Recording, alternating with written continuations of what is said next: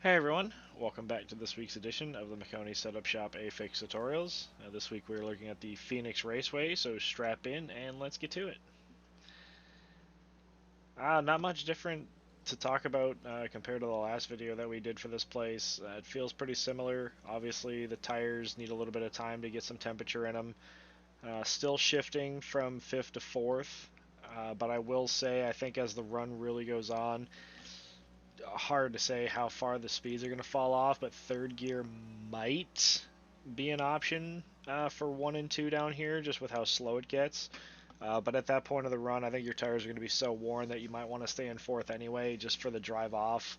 And I say that because as you go on and the tires get some heat in them, I find especially in 3 and 4, not so much as 1 and 2, but especially in 3 and 4, if you get onto the gas a little too hard too soon, that rear end wants to step out.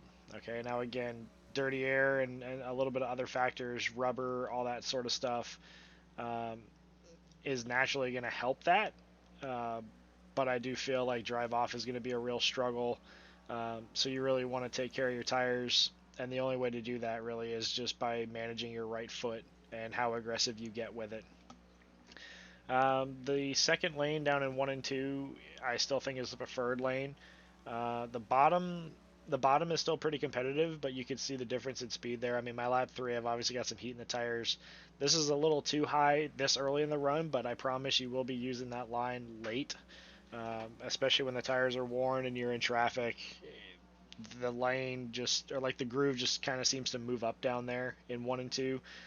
You will see a lot of people getting up to the wall, and the reason you do that is when you time it right and you hit your apex, and you're exiting turn 2, you're basically making that straightaway super long, right? And the higher up you get, the straighter shot off you have, the straighter your wheel's going to be on exit as well, and that's a big thing.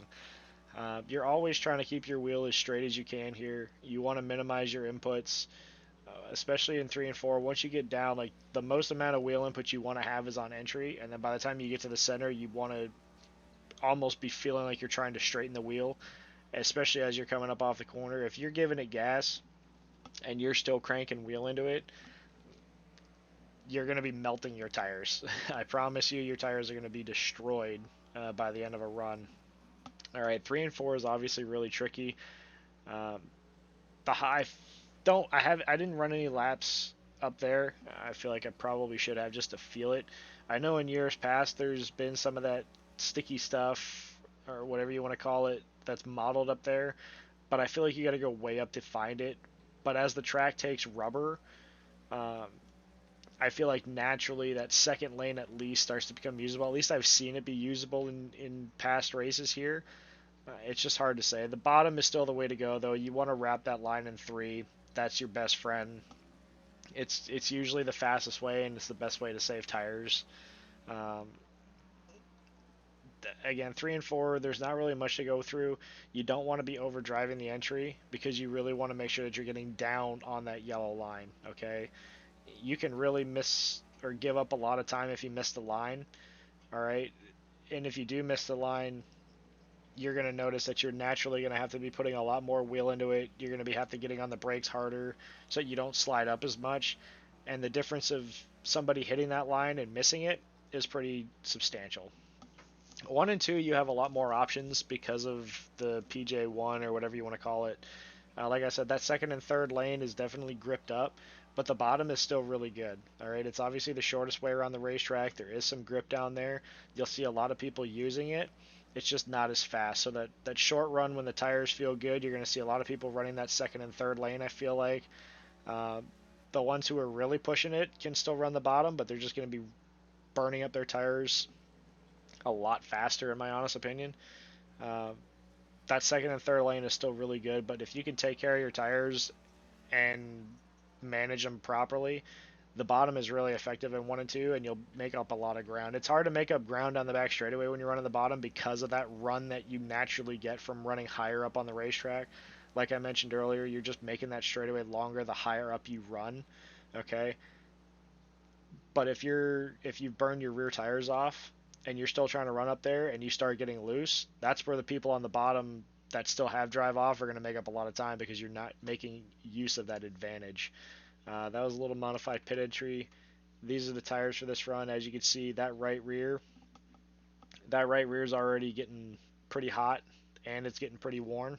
Okay, uh, 2% difference in 10 laps means that over the course of 50 laps or even 60 laps, this is going to be melted. Okay, and drive off is going to be really really important. So just want to make a quick note of that for you guys, and then we'll switch back to the in car. Um, Again, you guys, if at any point you guys want to see lap times, you can just go back in the video. I absolutely hate how much space this takes up, so I'm just going to close it and we'll continue on here. Uh, these brake markers here, that 2 cone is, if you're trying to run, in my honest opinion, if you're trying to run that second and third lane, that 2 cone is a really good spot, but I like anywhere between the 3 and the 2. If you're trying to run the bottom, you definitely want to try to back it up a little bit and make sure you get to the bottom, because you don't want to slide and drag your tires across the racetrack in turn 1. And then same thing with turn 3. That 2 cone early on in the run is a good spot, but you're going to have to adjust your braking zone as the tires get heat and as the tires lose grip. You're constantly going to be adjusting this, because your goal is to hit the bottom, especially in 3 and 4, but you really want to hit your line no matter what corner you're going into, because the last thing you want to do here is just slide and drag your tires across the racetrack.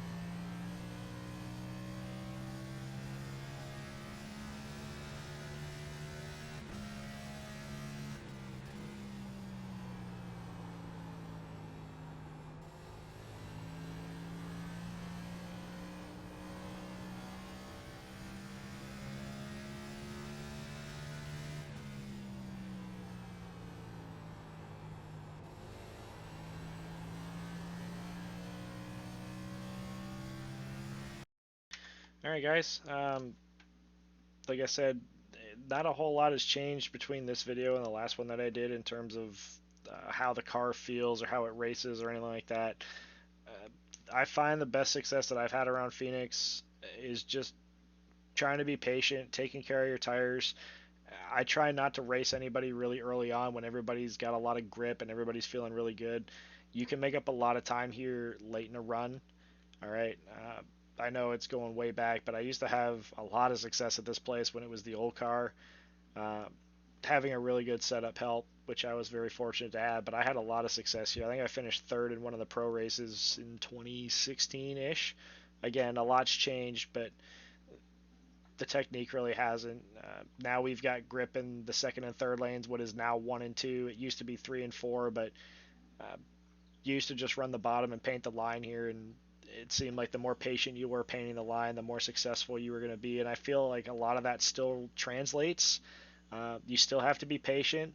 This bottom line down here in 1 and 2, it does still work. You just got to be patient with it. It's hard to make up ground on the short run with it because of how much speed the second and third lanes have with that added grip. But if you're able to be patient and manage your tires and not be too crazy on the gas pedal, if you can keep your drive off, you can make the bottom in 1 and 2 work really well. And I feel like that's where you're going to get a lot of your time, especially if people in the second and third lanes are slipping their tires. Um, that's when the bottom really shows its strength. Okay, guys, that'll just about do it for this video. I feel like I've covered everything that I wanted to. As always, if you guys find that this video was helpful, please consider leaving a like. It helps the channel a lot. Any questions, comments, concerns, or anything you guys want to discuss, anything I wasn't clear on, or something that you would like a little more clarification on, please feel free to leave a comment. I check these throughout the week.